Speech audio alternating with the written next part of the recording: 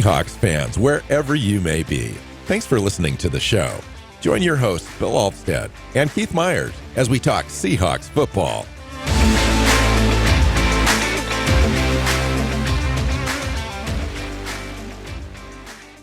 Hey, hi, Seahawk fans. Welcome back to another episode of the Seahawks Playbook podcast. I'm your host, Bill Alvstad, sitting down with Keith Myers, co-host Keith Myers. Hey, Keith. We're playing football this weekend, man. We are playing football this weekend. I'm so excited to be watching actual games. Talking practices is way better than the off season, in July. But talking games is even more fun. So I'm excited to see these guys put on the pads playing against another team. Yeah, meaningless nonetheless. Well, there's a little bit of meaning. I mean, we'll talk about the meaning. Right. The aspect of the meaning of this practice. In fact, that's kind of what the show is really about, previewing the game against the Los Angeles Chargers on Saturday afternoon. It's one of those things. And if you've been following us and if you've been following football for a while, you realize that the opponent in preseason really doesn't matter. It's all about you, what you want to do going in, what the goals that you want to accomplish in a preseason game. And if you can reach those, if you can see what you want to see out of certain players and schemes and lineup and mismatches and all that kind of stuff. So really, it's about the intricacies of all of that rather than the head-to-head matchup, rather than the score at the end, et cetera. We've seen teams go 4-0 in the preseason back when they used to have 4 games, and then end up with the first overall pick in the draft. And we've seen teams go 0-4 in the preseason and end up in the playoffs. It's literally, there's no correlation to wins and losses in the preseason. There seems like there should be, right? Because you want to win. Like, winning is important, especially in the NFL. It's a culture. It's a thing you want to establish, especially for a young team, especially for a team with a new coach. You would think that's just going to be number one on top of the list.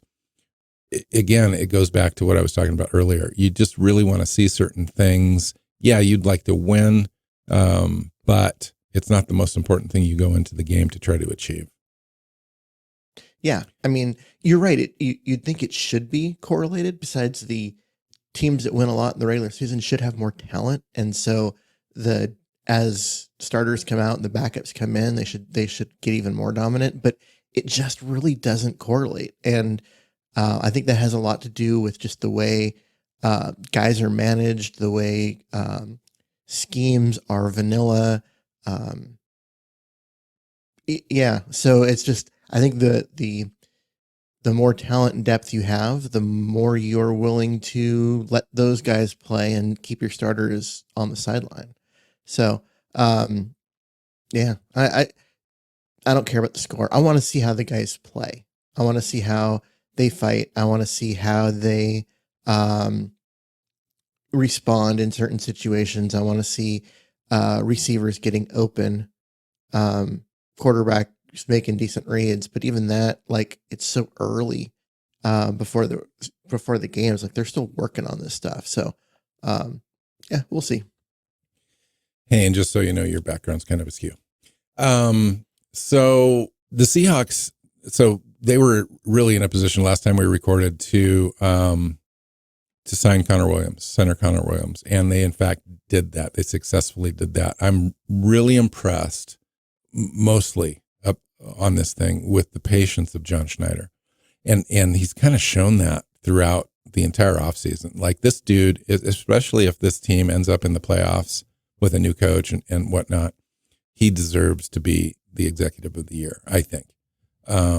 Just because of all the offseason moves that he's made, culminating in this sort of a deal, signing a center of his capability this late in the offseason in training camp. And it really kind of changes the dynamic of the offense. It allows the offense potentially to really have the playbook completely wide open without any limitations on protections and so forth as far as the offensive line goes. Really took the weakest spot on the offensive line and turned it into a significant strength. Because, Connor Williams is just that good. or at least he was before the injury. But I don't see any reason to suspect he won't be back to that. So, last season, he only played, 10 games, but he was second Pro Football Focus behind Frank Ragnow of the Detroit Lions as far as blocking win rate, run blocking win rate, and pass blocking as well. He had a 90.5 run block grade, which was higher than Trent Williams. So guy can really move in space, make things happen. He's pretty much a sure deal as you can get in the middle of the defense, or excuse me, an offense on protections. He knows how to make the line calls. He's a great communicator. Pretty much everything you're looking for in a long-term center. I hope that they can get something done. He signed a 1-year deal. The deal itself was something that I talked about on the rundown, Seahawks rundown show that I guested on about 2.5 weeks ago now. You had missed that show, but we had talked about Connor Williams' visit because he came in and passed his physical that day or something. And we recorded that show, and I kind of predicted the contract. And I said, it'd be nice if it, based on his injury history and where he's at in the off season, and not many teams have cap space, and most teams have got this thing kind of resolved, to get him on a prove it deal, essentially. And I kind of said, $3.5 million up to, $6 to $7 million total with incentives, and that $3.5 million would be fully guaranteed. And sure enough, they came in at $3 million with a $6 million potential with incentives. And talk about knocking a contract out of the park. Yeah, that's such an awesome contract for Seattle. I know, like, you'd kind of like it to be a longer term and not a 1-year deal when you get a guy that's of that caliber. But from Connor Williams's perspective, there's no reason to take a long-term deal. He wants to hit free agency when he's healthy, because he hit free agency this year when he couldn't pass a physical for most of it, and couldn't pass physical until late July, and so he couldn't sign with anyone. So now he wants to hit free agency when he's healthy, when all the teams have all their money available. So for him, it was get on a roster, prove that the knee's not bad, and then hit free agency again when you're 28. So makes so much sense for him. And for Seattle, I mean, at least they get a good player for a year, and we'll see what happens. Now, there was a report late in the process that indicated that Seattle was and Connor Williams were trying to work out a long-term deal. Yes. Now, I was a little nervous about that, but at the same time, the more you thought about it, the more you're kind of going, okay, I could see them getting a 3-year deal, and really having a low cap hit this year, which was fine, but securing a guy that could be the centerpiece of your offensive line for years to come and build that continuity. That was the upside. Mm-hmm. The downside was, what if he's not the same? What if he gets injured again? He's already had 2 ACLs. And here you've already, locked in, you guaranteed him $35 million over, 3 years or whatever, which is maybe where he's going to be next free agency. So I feel more comfortable being in this situation where it's a 1-year deal. We try him out. If we really fall in love with him, maybe you extend him mid-season or whatever, or you make it an off-season priority and you kind of get a deal done before free agency starts, and you don't even let him get on the market. Now, that would have to be a monster deal for him. If he has a great season, Pro Bowl season, fringy, all-pro, it's going to be really difficult for the Seahawks to sign. They're already negative $25 million on the cap heading into 2025. They're going to have to make decisions about Geno Smith, Tyler Lockett, others, extending DK Metcalf maybe next offseason. There's a lot of decisions that need to be made, and Connor Williams would just add to that pile. And so it's going to be complicated, but not impossible. Yeah. There will be this offseason. There's been a lot of roster, shuffling as far as high profile players, and next year is going to be the same simply because of the cap situation. But Connor Williams is young enough and good enough that he can be, kind of a cornerstone player on your offense. And so he's worth doing that kind of stuff for. You know why he's worth it? Here's all the centers that we've had since Max Unger was traded in March of 2015. Patrick Lewis, Drew Nowak, Justin Britt, Ethan Posick, Austin Blythe, Evan Brown, and it was going to be Oluwatimi, and now it's going to be Connor Williams. So, and he's 27 years old, like you pointed out. Like, come on, dude, let's get this done. Let's figure it out. Now, John Schneider's had an off season for the ages as far as all the moves that he's been able to make. Leonard Williams, drafting Byron Murphy, drafting Christian Haynes, getting George Fant to be, your backup tackle, Jonathan Hankins in the middle, Draymond Jones. Both your middle linebackers, positions. Both your safeties. Yeah. Yes. Right. On and on. Laviska Shenault, which might be kind of an underwhelming signing for some, but I think it's going to turn out pretty good. I just, it's an amazing offseason, I think, for the Seahawks as far as transforming their roster. Now, you could argue, a few players away last year. They just didn't get it done. Their defense was a mess. They needed an entire new scheme and coaching staff. That was a big hire as well. That was probably the centerpiece of what John Schneider did. So yeah, I think he's all the player moves are bonus. Getting a coach that has a scheme that's going to make the most of the players instead of putting them in a position where they are being asked to do things they don't do well. It's such that right move right there is going to have the bigger impact than the players. But the player moves have also been fantastic. As much as we don't like to see guys like Bobby Wagner in another uniform, that one's going to be a little hard to watch him play in DC. But where he was at a point where they needed team speed, and that was the one thing he didn't offer anymore. So, if you bring in Bobby Wagner, you may not sign Rashawn Jenkins, or you may not be able to sign Jonathan Hankins and extend Leonard Williams, stuff like that. So you have to give to get in the NFL. It just happens. And it was time. I think everyone recognizes that now. I think, the first time he left, it was tough, but it was too early.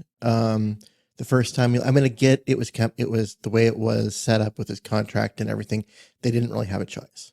But in terms of him and his place in Seattle, the Seattle Pantheon, it was about a year too early. And so he left, he came back, and now it's the right time. So, okay. So let's talk, preseason game. So, here we are. We've gone through camp. We've had 13 practices. Things got really chippy yesterday. Really chippy. Very, very much so. 5 skirmishes, if you want to call those skirmishes, fights, if you're really kind of telling the truth. And DK Metcalf was in there as the centerpiece of it all, as has come to be expected. We can talk about that a little bit. He came out swinging, though, with his helmet, which and that's dangerous. You don't want to see. I mean, there's a line in the NFL, even for skirmishes in practice and so forth. And that line, as Mike McDonald indicated on an ESPN interview, he said, he was asked it, where's the line in the NFL with regards to fights and so forth? He says, we're right at it. We're right on the line.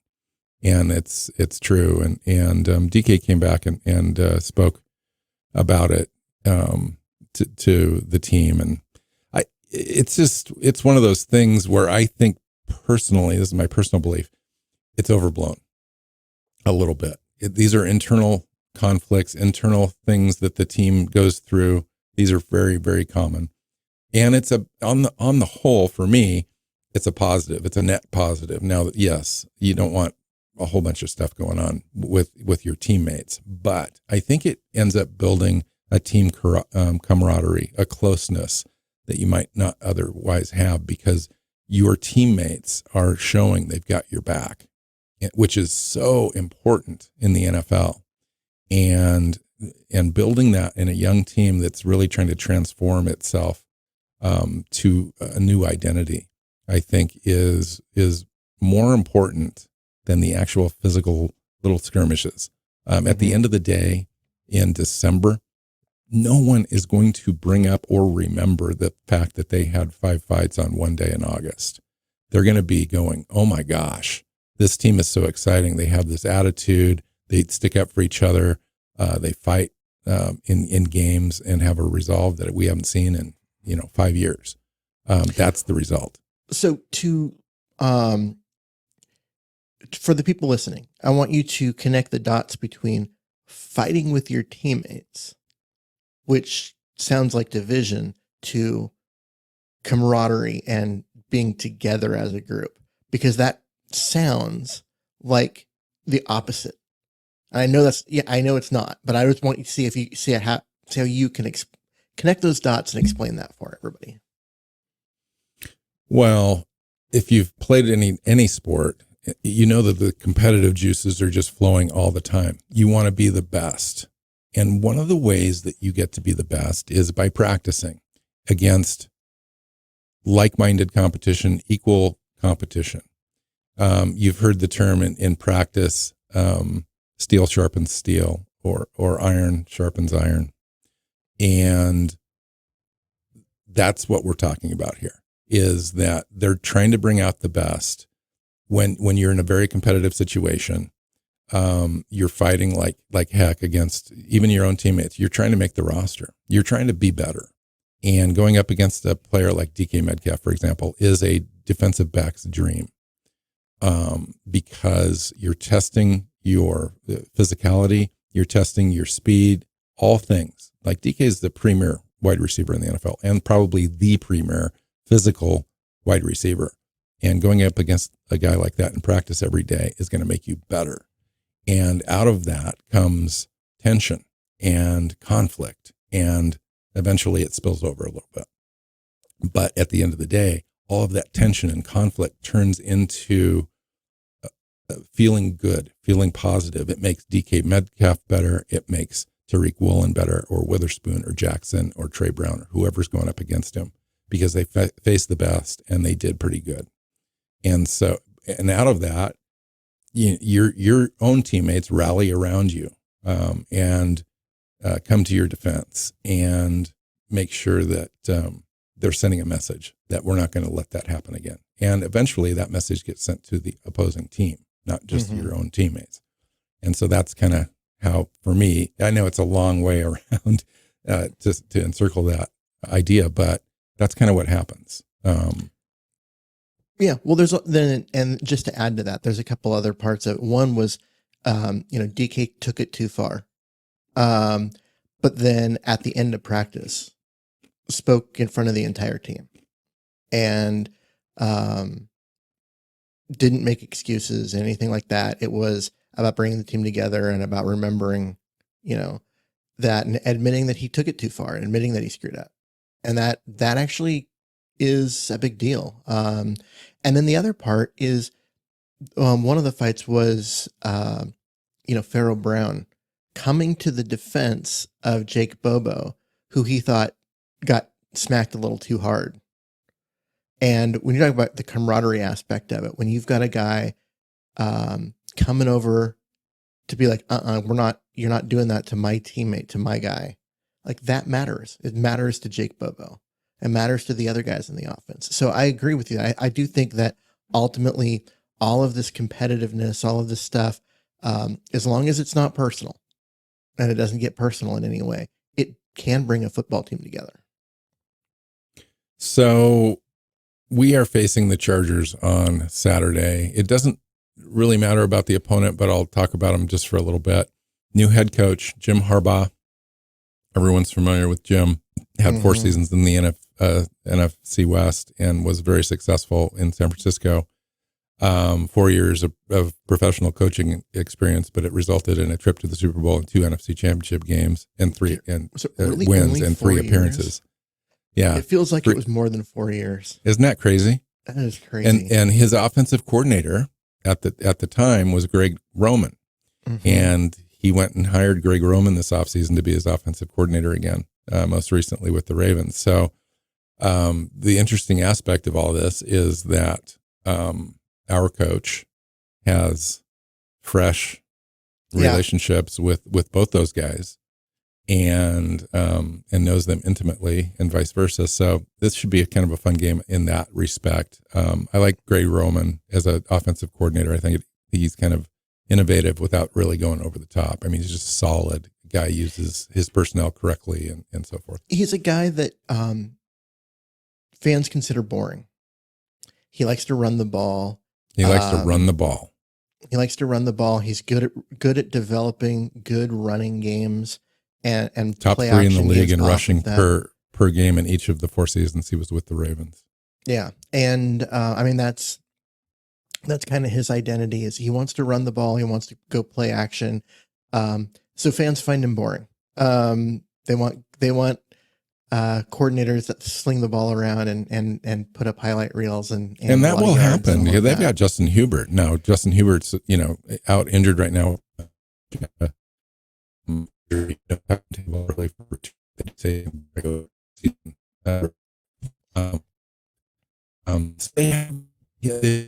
Now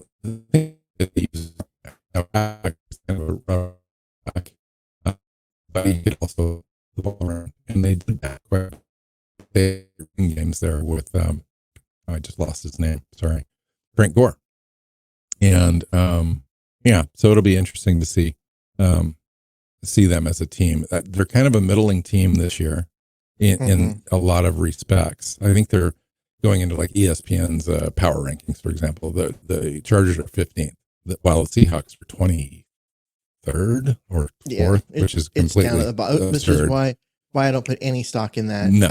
At all. Right.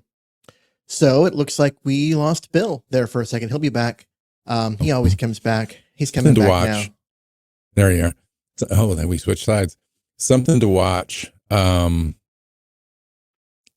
this game is the Chargers last week had a joint practice with the Rams, a couple of them, and the Chargers defense completely dominated the Rams. 6 total takeaways. First team defense against Matthew Stafford had 3 interceptions and 2 forced fumbles. And most of that reason was Bosa and Khalil Mack were just making plays all over the field. Now, the interesting thing about that is that if Bosa and Khalil Mack are having good success against the Rams offensive line, that's interesting for me for the regular season against the Rams, for us, because I think we can kind of do that as well. But in this game, I'm a little worried because our offensive line is kind of suspect on the edges. It at least against our defense in practice, it's shown that. So I'm a little worried about this game and protections and so forth up front. But and that's one of the things I want to. Those two guys play in this. Yeah, right. So it might be one of those things where things look bad for the first series because those two guys are just eating Seattle's backup right tackle, for lunch and all of that. But then suddenly you have, those guys out and things even out a little bit as far as that. And then the offense does well. So we'll see. And it's one of those things where how much does Geno Smith play in this game? So I heard from Mike McDonald that he wants the starters out there for at least probably a quarter. Okay. And it could be longer. He said it'll just kind of depend on the flow of the game, but we want to get them out there for more than a few series. Okay. Well, because I was looking at that and I'm like, is this the game where you want to get, especially Geno coming back from an injury and all of that? I figured they were going to wait until week 2. I did too, actually. And I was kind of game surprised. Was going to be mostly backups, but interesting. They're going to put the starters out there. Yeah, no, they're going to put the starters out there on both sides of the ball. And, those guys are anxious to get out there. I think Mike McDonald's anxious to see them in a game situation. Now, let's just talk about the Seahawks now. Really, the offense is built around Geno Smith and his skill set. In fact, you talk about Grubb. He's had a few press conferences, and he talks about how Geno can make all the throws. He's got all of the throwing talent. He's got the arm talent, the way it comes out of his hand, his accuracy. He can lead the league in completion percentage. He's done that already. He can push the ball downfield for you. He's got a quick release. We've seen it. It struggled a little bit in the last scheme, but I think Geno's got that. And Grubb has said he's got that. He that's part of the game plan that they're going to have.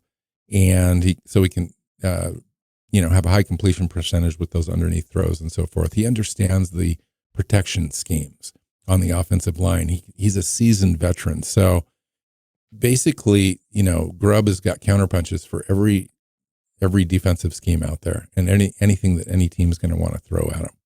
And he's got the skill set players at wide receiver and tight end and running back to be able to do kind of all of it. And that's kind of the vision. And Mike McDonald said, that's the vision.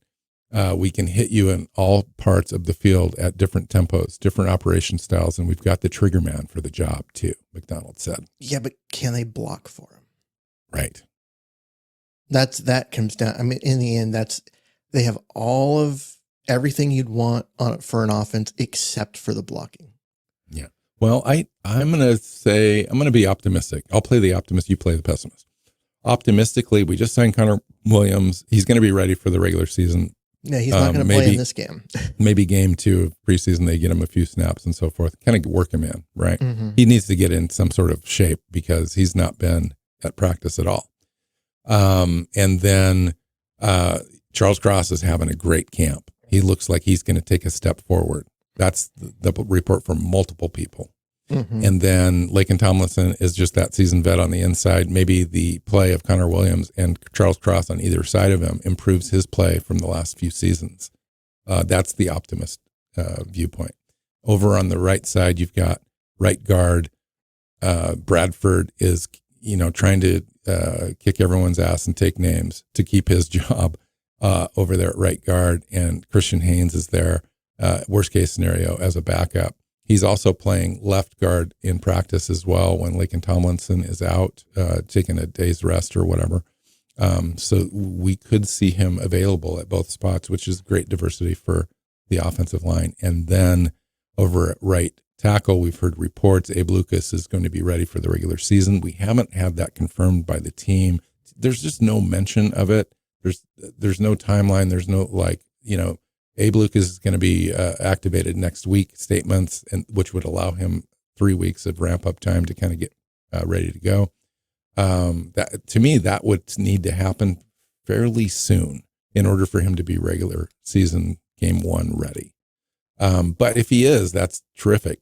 We do have George Fant over there on the right side who can hold down the fort. He's pretty good. He's not the best, but he's going to be okay, serviceable on the right side. So I think the blocking could actually end up being good enough for Geno to be able to run the entire offense without any limitations. See, I think it's going to end up there. But you're right that it's Connor Williams. He's not going to play in this game. That's for sure. He's probably not going to play this preseason. And so we may not see him until week 1. Lucas, we know we won't see until at least week 1. It might be week 2 or 3. And honestly, I don't trust Tomlinson because even though he's the vet, he was signed because he's a vet and he was steady and it looked like he was going to be nothing but, guys on rookie contracts besides him. Now with Connor Williams in there, he's not really that presence isn't needed, but you don't really have anything other than Christian Haynes behind him. And you're looking at a situation where he hasn't been good for a couple of years.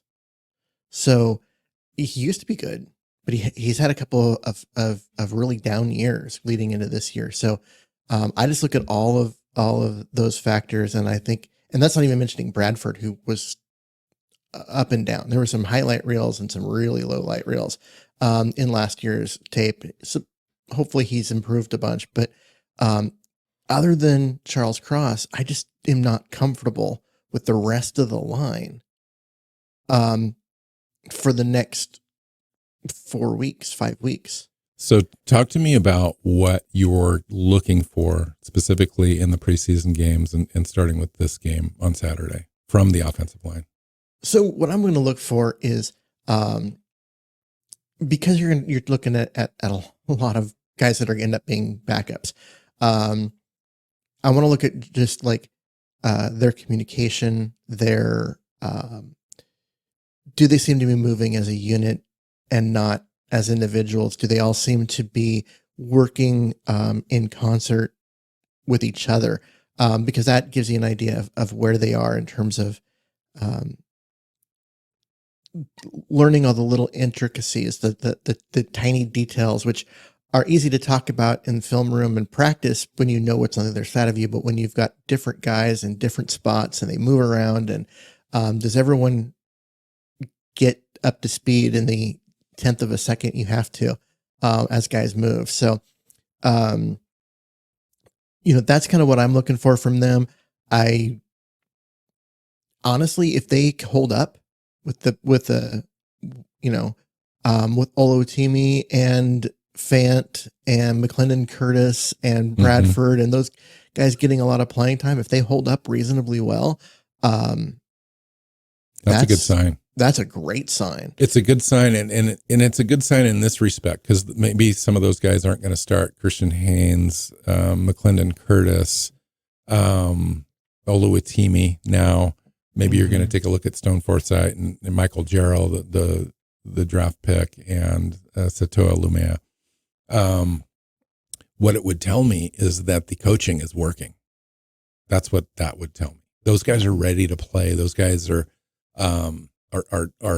have been tested in practice by our defensive line and ended up being ready to play in a game and look halfway decent. So if the protections are there, if they don't get overwhelmed by the defensive front of the Chargers, I think that's a good sign going forward. But it's preseason, so you have to temper that a little bit, and you're not going to see a lot of the starters. I think they'll take some snaps along with the rest of the starters in the first few series, and then after that it'll be all second, third, fourth team guys you've never heard of.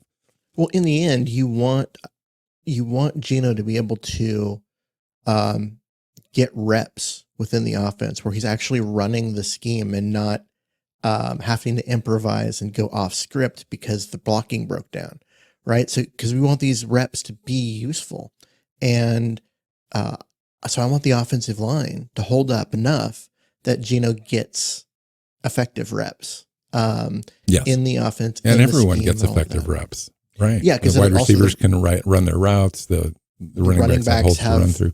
Yeah, have holes to run through. I mean, that's the stuff that you want to see. And when you've got a line that's just in complete flux like this, it can be really hard to get the meaningful, like learning that a preseason game should give you.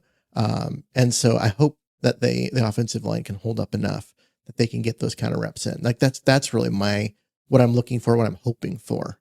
I'm kind of interested to see Oluwatimi and Nick Harris in the middle, but to find out what's happening there, because the team felt uncomfortable enough to go sign Connor Williams that late in camp. They've had 15 practices or whatever, and they made this decision. And they've essentially given up on Oluwatimi, I think, to start anytime soon. Maybe next year, but this year it's over. And I want to see like what the failures are there. Was he getting pushed around? Was he not physically ready? Did he come in out of shape? What happened to Oluwatimi to prompt them to make this decision? And anyway, at running back, you're going to see kind of a new, improved Ken Walker. I understand Ken Walker's having a terrific camp. He's stronger, bigger, faster, etc. You should see a lot of Zach Charbonnet in this game. Zach's probably going to get the bulk of the carries early, I would think. Walker probably get a couple of touches, and he's going to be gone. Kenny McIntosh and George Halani split carries for that third spot on the roster. Yeah, the entire second half is going to be those two guys. Yeah, right. And you'd love to see us build a lead and have those guys kind of really show out. I would enjoy that. Wide receiver. But I also want to see. the all the guys at wide receiver, other from not the top four, right? For everyone below Bobo, I want to get those guys enough reps that we can evaluate and figure out where some of those guys are, because it's hard to examine that in these practices where the cornerback play has been really good and the pass rush has been good and the passes haven't been the most accurate from a couple of our quarterbacks. And so it is harder to evaluate those guys. So I want to see a lot. So yeah, I want to see Helani and McIntosh get some run, but we got to evaluate the wide receivers too. So well, you can expect Bobo to kind of be in there and take a longer run in the game than the top three, and then Chenault Jr., Derek Young, Dwayne Eskridge, Winston, and Cody kind of round that out. I understand both are having a great camp, Winston and Cody White. Mm-hmm. I really want to see kind of what Cody White's all about. Now, he's a bigger wide receiver, 6'2", 225, with some speed, and understand he's having a great camp, making some plays, really kind of challenging for that last spot on the roster. And so it'd be kind of nice. Now, thing to watch in this game would be Winston's hands, Aesop Winston. He's got some of the best hands on the team, and just kind of see how he works in. And then White's got this all-around skill set, and I want to see which one kind of pulls forward a little bit and on the depth chart out of this thing. What's interesting that Cody White is kind of the guy this year, because he feels very much like Derek Young 2.0, right? Same kind of big, fast, straight line runner. And, we'll see what happens come, in the games and stuff, but it really feels like he's a younger version, and which is weird to say because Derek Young's only played in a few games because of the injury last year and stuff. But yeah. And Cody White has been hanging around practice squads for a while. I think this is his second Seahawks practice squad, but this is his fifth overall. Yeah. Okay. So quickly, before we pivot to the defense, talk to me about what you're going to look for schematically from Ryan Grubb's offense in this game. Are there any clues or hints? Are we going to see such vanilla offense that we can't really glean anything? Or are there certain things that are just inherent to Grubb's offense that we're likely to see that it really makes it different from what we've had in the last many, many years on this team? Well, I think one of the things that we're going to look at is how much is the quarterback under center versus in shotgun, right? Are they running stretch zone or, outside zone runs versus all of the inside zone handoffs that you saw under the previous coaching staff? What kind of things are they doing there? Do they have anybody pulling, which would be really weird in a zone scheme, but are they pulling blockers and getting guys out front? Things like that, because that's stuff that's going to be just inherent. You can't vanilla that stuff out. Can they run a successful screen? And what does that look like? Yeah, right. Tempo. I'd like to see is there going to be any tempo in this game? I had to say that was one of the things that frustrated everybody with Pete Carroll, is he just refused to go tempo at any time, except for in like the 2-minute drill. He wanted to slow the game down. So yeah, new coaching staffs. And are they going to recognize that there's times when we can speed things up and take it to our advantage and use that? And so that would be cool to see too. But yeah, I mean, as far as schematically, that's really kind of the thing. I wouldn't put too much into, are they putting Geno or Howell or Walker, on the move with rollouts and that kind of stuff, because that becomes, maybe you don't want to put certain things on tape and you want to put other things on tape for your week one opponent. But yeah, I would say just look at, the kinds of plays that they're running, maybe the kinds of route combinations that are forming, just stuff that's going to be inherent all the time, because you can't vanilla that stuff out of your scheme. It's just the way it is. Okay, so let's turn our attention to the defense. Now, let's start with schematic changes on the defense. What changes are we looking for on the defensive line, for example, defending the run, pass rush, vanilla or exotic? Talk to me about that. Well, I want to say what you're going to see is a lot more attacking guys in the backfield. And explain that. So for the last few years, what Seattle's been asking their defensive linemen to do is called two gapping, which basically means you're in charge of two gaps, one on one side of the player in front of you and one on the other, right and left. And so you stack the player in front of you, and you basically keep them directly in front of you so that way you can read the play and try and shed the block into the gap to make a play. It's effective with the right players and in the right scheme. It's kind of old school. That's not who the personnel on this team was. So it was really an odd, unfortunate choice by the coaching staff. What this team's going to do, based on what they did and, what McDonald did in Baltimore and everything, is they're not going to do any of that. Everyone's going to have a gap assigned to them, and their job is to just burst through it and get into the backfield and be as disruptive as possible. And so you're going to see a lot more of that on the defensive line. Blowing up plays. We didn't hardly have any plays behind the line of scrimmage. I think that the team leader in that was Witherspoon, and he only had like 3 or 4, right? Yeah. They just didn't make any plays behind the line of scrimmage last year. And they weren't they had trying some to. sacks. I'm going to give them the sacks. They had a lot of sacks, but there's a difference between, because it comes down to, like, when you're playing the run and you're trying to just not give ground and stack the line of scrimmage, you're not penetrating. You're not going to get those tackles for loss. When you have guys that are diving in gaps and penetrating, they're going to have opportunities to tackle the ball carrier behind the line of scrimmage. Theoretically, how does an offense take advantage of a defense that's more aggressive? Run counter plays where it starts one way and then cuts back the other direction, and not like, where a running back just has to bounce it because there's no hole, but designed counter where all the motion goes in one way at first and then cuts back, because then you can just wash huge chunks of the offense, in the wrong direction. So how does the defense counter the counter? How do they know it's coming? Because they know that that's the best way that they might be defeated. Mike McDonald knows that. How does he make sure you that have that to be doesn't super happen? disciplined on the back end, on the back side of a play? So if the play is so going that right, rules out Darrell Taylor making the roster. Essentially, maybe. But yeah, it comes down to if the run's going right and you're the guy on the opposite side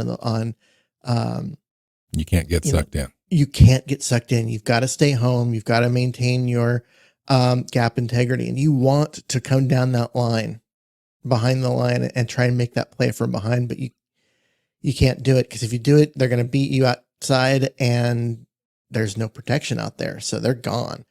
You've got to be super disciplined, and that's an issue. Who on the defensive line are you most looking forward to in this game? And include the rush linebackers. How can the answer not be Byron Murphy? Like, I know there's a lot of guys that I want to see. There's a lot of guys I want to see play, but Byron Murphy is the new toy, and a really good one. I want to see this kid.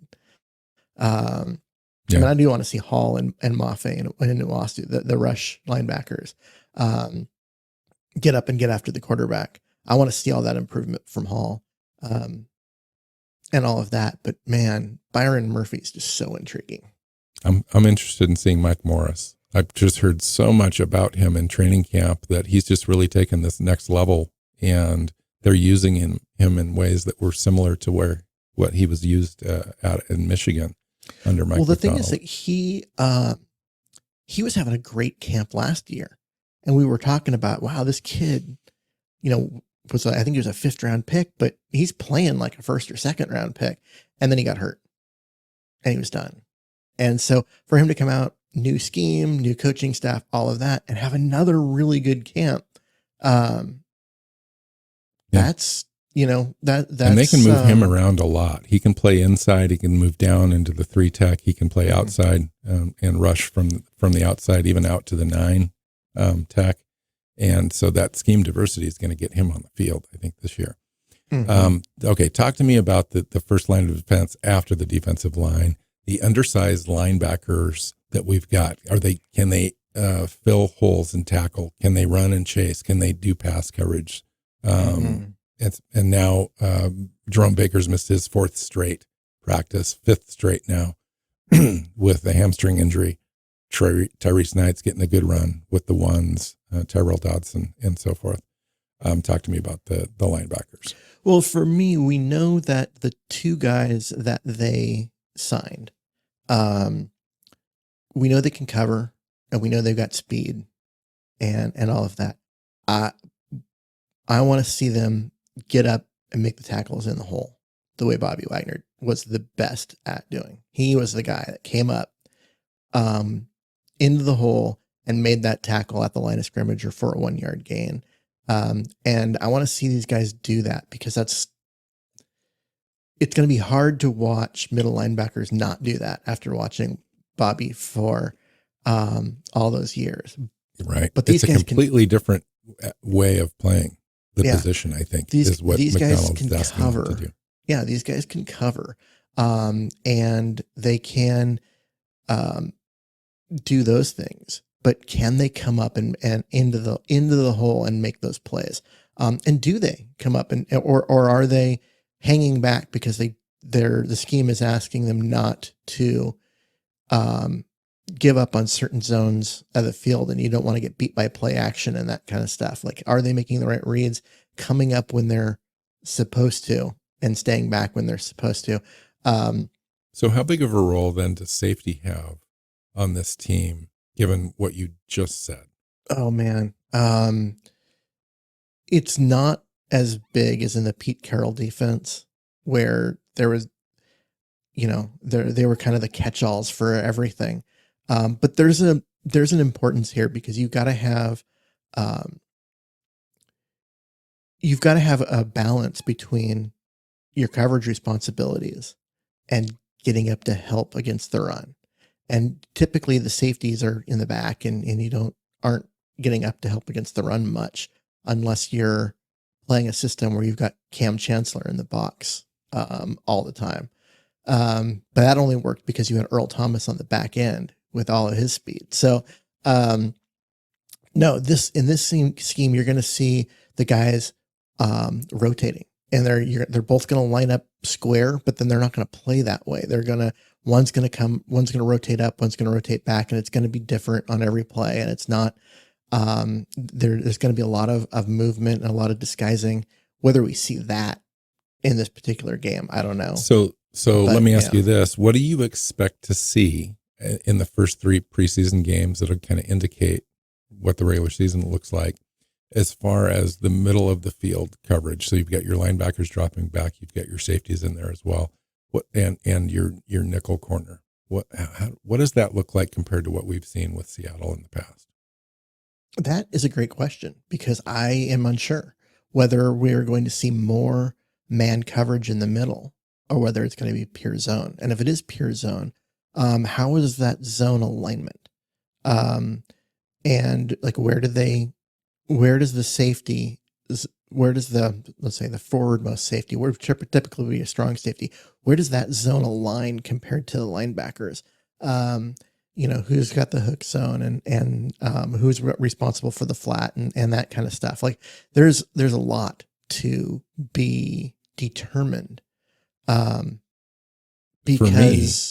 I was going to say it's since it's completely different personnel than what they had in Baltimore. They're still going to try to do the same thing. Way. Well, yeah, but I'm not going to assume that they're going to use exactly the same alignments. Well, the overarching philosophy, I think, doesn't change in that Mike Macdonald wants opposing quarterbacks to be forced to throw the ball outside the hashes, out to the sideline. And so I think that the coverage, for me, I think the coverages and so forth are going to get a lot more attention on in this defense than we've seen in the past. In the past, we've seen Seattle tortured over the middle, giving up third down completions and so forth. Just the middle of the field was kind of wide open for quarterbacks and wide receivers. And I think that's kind of at least attempted to be taken away. Yeah, it's opposite. Year. It's opposite. See, Pete Carroll didn't want to give away the sidelines because that's where the big plays are, right? Don't give, not just over the top, but also don't give up the sidelines where the big plays are. Keep the stuff in front of you in the middle of the field and come up and make a tackle. Where McDonald is going to force you outside, where the likelihood of a completion is lower, and try and make plays and stuff out there. But take away the middle, make it hard on you to complete a pass, rather than Pete Carroll's, which was like, we'll make it easy for you to complete a 3-yard pass, and then we'll come up and make the tackle. And we saw it over and over again. It led to just the defense bleeding out. I mean, on the field for the time of possession the last 5, 6, 7 years was completely askew.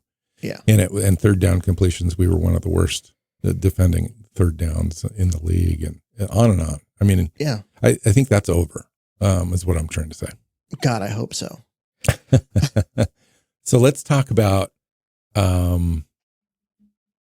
the secondary and how often are they in nickel, I think is a big thing to look at. Who's playing as the extra defensive back when that happens? Where do they line up pre-snap, and where do they go after the snap? I think is going to be key indicators as to the general function of the defense, because as the offense couldn't get away from Ryan Grubb's scheme, at least the basics, I don't think you can get away from Mike McDonald's basics in his scheme as well. Talk to me about that. Yeah. I mean, when you're talking about that kind of stuff, you're like, when Pete Carroll, it was always cover 3, right? I always had 3 guys, the 2 cornerbacks and the free safety, each covering a third of the field on the back end. And with McDonald, it's not going to be that, right? You're going to see that occasionally, but you're going to see more cover 2. You're going to see more man. You're going to see cover 6, which is actually a cover 2 on one side and a cover 3 on the other, and it's a weird hybrid thing. You're just going to see a lot more variation, and I don't think you can vanilla it and just play cover 2 the whole time, because then you're not practicing, right? You're not getting the reps of seeing the things that you want to see in. You want to dictate terms to the offense. Yeah. And so what they want to do is they want to disguise things. They want to make stuff harder. They want to give the opposing quarterbacks one look pre-snap and then a different one post-snap. That kind of stuff I could see them doing less of. And doing more of, hey, we're gonna line up and we're gonna run this play because we want to practice this play, but that doesn't mean we're gonna throw in all the disguises and like that's how you vanilla this out, I believe. But you're still gonna have to run your different coverages and your different that kind of stuff, because you need to get work on all that.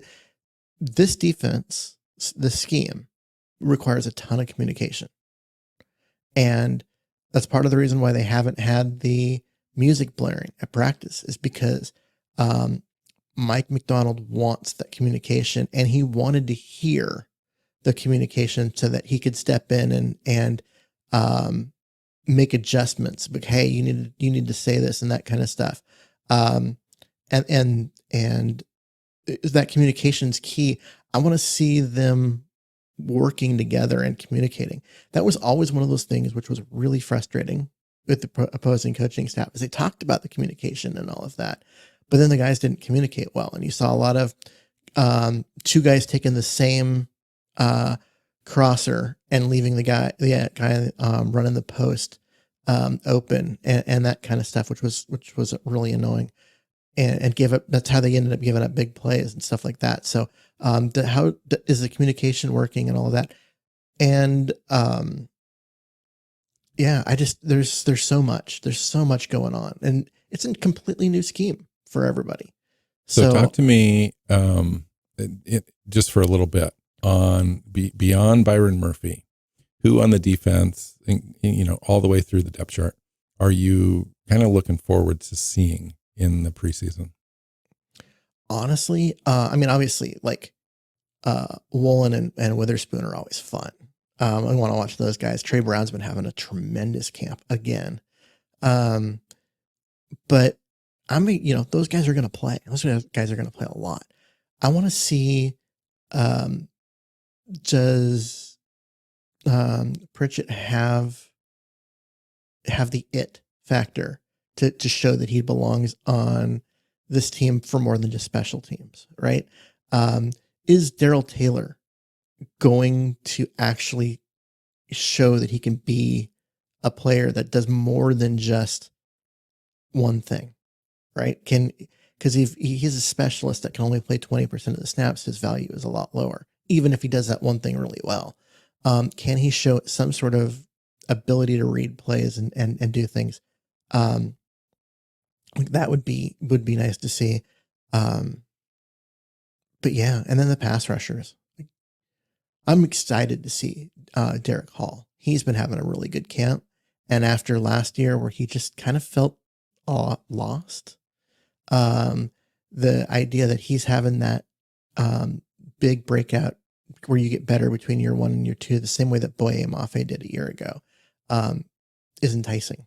So we'll see how that looks. I'm really excited to see him get in and hopefully make some big plays. There's a couple for me. I think one, I want to see Kevon Wallace. I've heard a lot of good things about Wallace in training camp. He's very vocal, outspoken, kind of a leader, but also physical, and he can play some of the back end as well. So I want to see how they use him in this scheme. Another guy would be Kobe Bryant. I want to see if Kobe Bryant's kind of figured it out. If the new coaching scheme, the new coaching staff has put him in a position to be successful, they've switched him to safety full time. I want to kind of see where he's at, how they use him, and if he can do it well.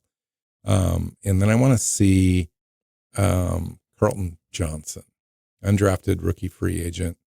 I guess he's been having a great camp, and he's pushing to figure out a way to get on the roster. I don't know that he necessarily makes it, but I want to see kind of what that's all about. Yeah, but even if he doesn't make it, that puts him on the practice squad. And the way the practice squad rules are right now, where you can be elevated for 3 games without needing to be on the 53-man roster, that means he's going to get a shot at being available and getting some snaps, and then the team will have to make a decision. So a guy like that, it used to be, you either made the roster or you're kind of done for the year. Well, in the roster, the practice squad was 7 players at one time. So it's a situation where not making the roster is not quite as big of a deal as long as you show. As long as you don't care about money. Well, I mean, I'm thinking in terms of hanging around an NFL team. Yes, hanging around. You are correct. Yeah, if your choices are hanging around an NFL team and possibly getting on the field, or selling insurance or whatever is your backup career that you have lined up, like you want to be around the team. You want to be doing that. And especially if he's shown well, continues to show well in practice, get a chance to play, make a couple plays. Okay, now you're working your way into a rotation, and you do enough, then you can be in a Kevon Wallace situation where you hung around long enough that you got your opportunity, and then you showed for it, and then you got paid, right? So that's kind of the thing. You just got to keep working. The overarching thing that there's another couple of things I want to see. Number one, since we're just talking about the defense, is I want to see the swagger that's kind of infused this ball club. I want to see the intensity, the physicality, the determination to make plays, and the way the team kind of comes together and really kind of elevates its attitude, if you will. Last year, the team didn't have one, period. Like there was just nothing there that would indicate that they were a defense that played together, stuck around for each other, and was excited to be there. I want to see the excitement. I want to see the kind of what's going on in camp translated onto the field against another team. The other thing I want to look at is Mike McDonald and staff. How do they manage the game? And I just thought of another thing too.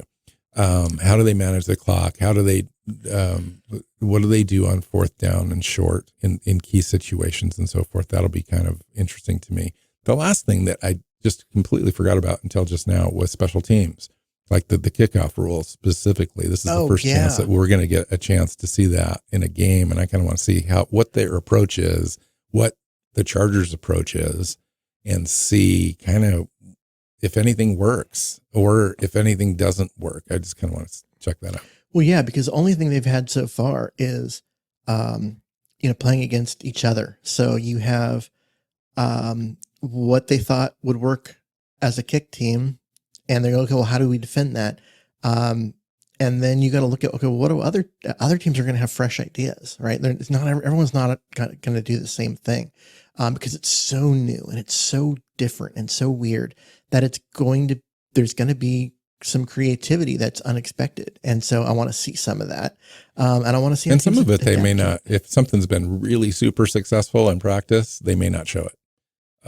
But like in the Hall of Fame game, they just ran it straight back. Like the kickoffs were to the kind of the goal line area on all the kickoffs, and a guy got the ball and ran it back, and usually it was covered before the 30-yard line, because there's just so many people in such a closed amount of space. To break one free is going to take a really good timing key block, because otherwise I think players are going to make plays, and you're going to end up starting at the 20 to 25, 27 in most, which is situations. what they want. And that's what, that's been the goal all along, is to have the drive start in there, but not have the super like massive collisions of two guys sprinting in opposite directions and, killing each other when they make the contact. touchback percentage last year was like 20 or 78%, something like that, 80%. Now they want it to be 20%, which I think is fun. Yeah, because if you're gonna continue to kick the ball into the end zone and why line up and do it if everyone's just gonna do a touchback every time, right? It becomes like a waste of game time because it's not entertaining. Right. It's performative. I mean, it's crazy. Yeah, and so this gets us the action of all of that, but hopefully removes the injury risk, because kickoffs were the worst play, right? There were more injuries, more serious injuries, concussions, broken legs, on kickoffs than in normal play. And that's not per play, that was overall. And so you think from a per play basis, it's like, 14 times higher, 15 times higher than offense and defense. So they're trying to fix that without eliminating it from the game, which was the same thing that they did when they moved the touchback back, because they were so automatic when it was up near the goal line that it was like, why would we bother? So we wanted to make it more competitive with that, and make it less automatic, and keep the action. And so it worked. I think it's much more entertaining, and it's a much more meaningful play now than it was. And I think they're trying to do the same thing with the kickoffs while also making them safer. I'd also like to see a guy like Chenault out there that's a bigger guy. Do you take the sure thing? Does the sure thing work better than the opportunity for the big hit?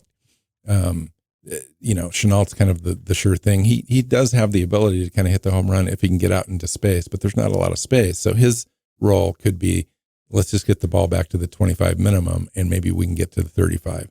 If you've got a guy that's a little bit more electric back there, like Hayden Hatton, for example. Or D. Eskridge. That could, in theory, break one off in more regularity, because he's shifty and he can make guys miss in close space. That I'm interested to see what style works. Yeah, not only what style works, but what style the Seahawks prefer. Because you could see a guy with tackle breaking ability like Chenault. So it's the difference between the 25 and the 29. Is that valuable?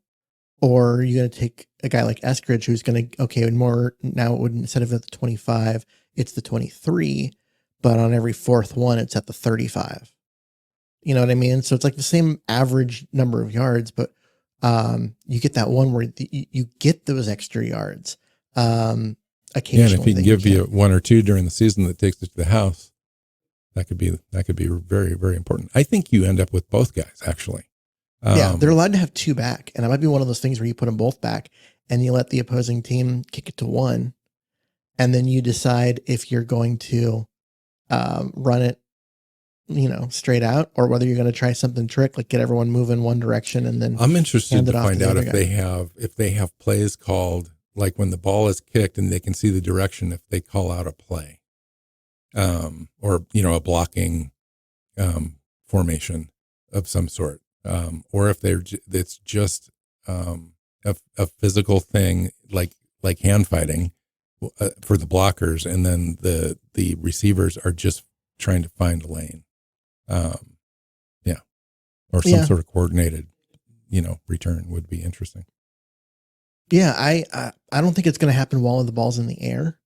I think it's going to be called, before they get out there, that, hey, if the ball goes left, right, everyone block left, and push them in that direction, and let, the runner take it across the field to the right where there's no one. And that kind of thing. I think it'll be called, on the sideline, and then executed based on what happens. And they'll have multiple possibilities based on where the ball's kicked. Fun stuff. Okay, cool. So we're going to go watch a game on Saturday. Enjoy that, everyone. Come back. I think we'll probably record, I don't know. We haven't looked at the schedule yet, but probably Sunday, at the worst Monday morning, to do a review show. We'll talk about everything we saw, everything we didn't see, what we wanted to see, what went wrong, what went right, all that good stuff. And then, we'll have another show during the week as well, probably another preview show to talk about the Tennessee game. And they have practices with Tennessee prior to that game. So this fighting thing could transfer over to another team, which should not be a great look, but it happens. Mm-hmm. With some sort of regularity. So we'll see how that's handled. You can find Keith on Twitter at Myers NFL. You can find me at NWChawk on Twitter, and the show Seahawks Playbook podcast on your favorite podcast platform and our YouTube channel, and hit that subscribe button, share it, leave a comment. We had a lot of great comments this last week. So keep that going. That we love that kind of stuff. So until next time, go Hawks. Go Hawks. Seahawks Playbook podcast listeners, thanks for joining us for another edition of the show. You can find us on Twitter. Bill is at NWChawk, Keith is at Myers NFL, and the show is at Hawks Playbook. You can listen and subscribe to the show at SeahawksPlaybook.com.